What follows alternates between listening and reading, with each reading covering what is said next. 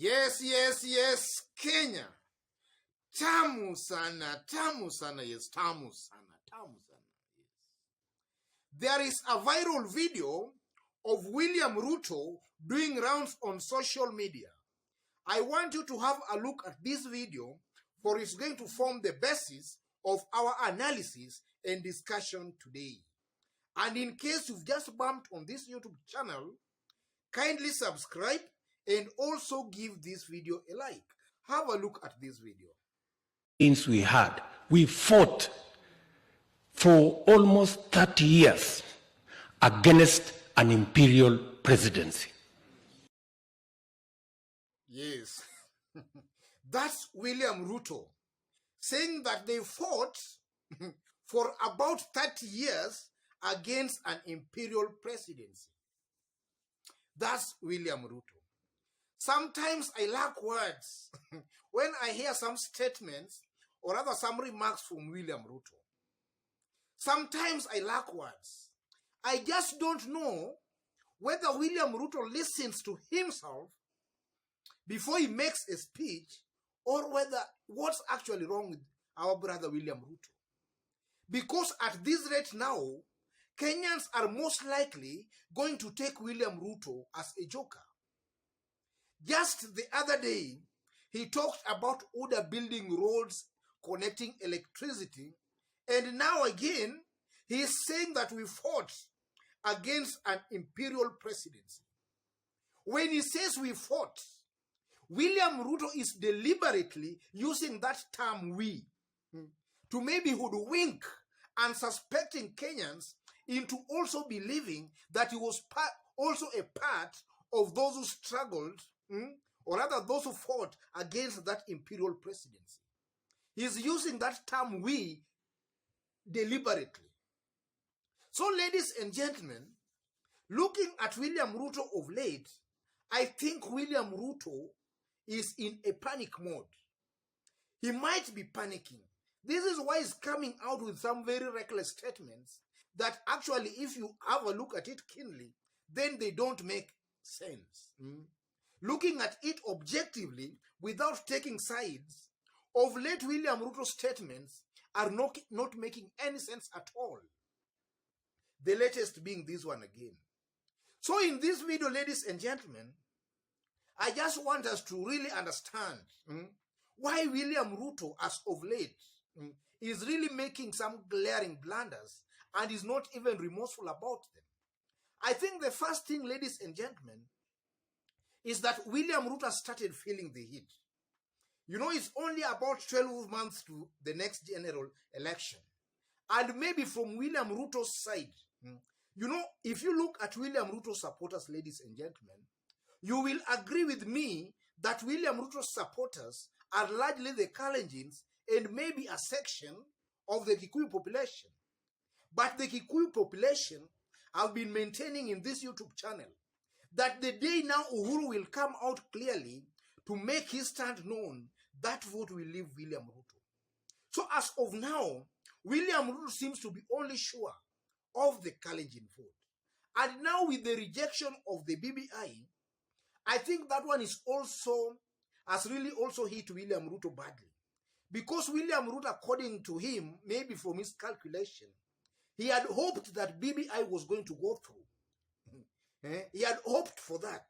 But now that BBI is not there, I tend to believe that William Ruto is affected as a result of that. Because for once, ladies and gentlemen, BBI was offering William Ruto the post of an official opposition leader.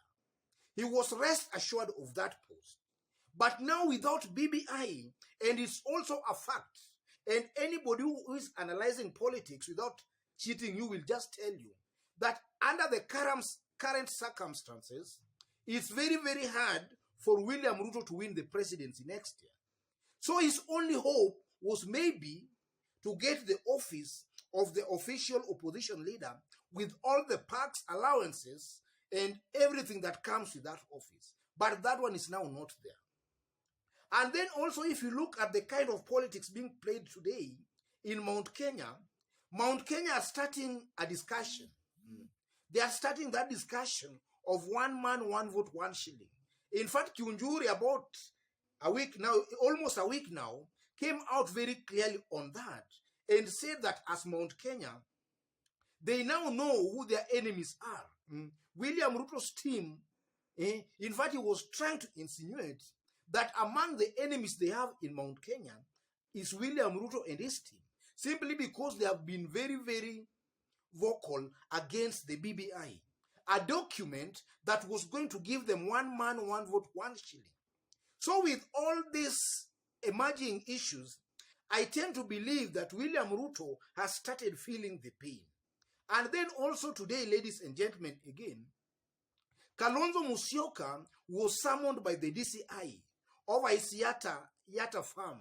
You know, sometimes back again, William Ruto made it clear to the whole nation that Kalonzo grabbed that land from NYS. And he made that clear. So DCI summoned Kalonzo Musyoka, and Kalonzo Musyoka today presented himself before the DCI. He was accompanied by lawyer James Orengo, Mutula Kilonzo, Otiende Amolo, and other lawyers there. But one thing that was very funny or curious about that combination of lawyers, when you see James Orengo and also you see Otiende Amolo, it simply means that all this thing of Kalonzo being summoned to the DCI and now tagging along Orengo and Otiende Amolo, this seems to also be a political move by maybe the handshake team, the president, and also by Raila Amolo Odinga. Because after Kalonzo had presented himself, he was cleared of the accusations.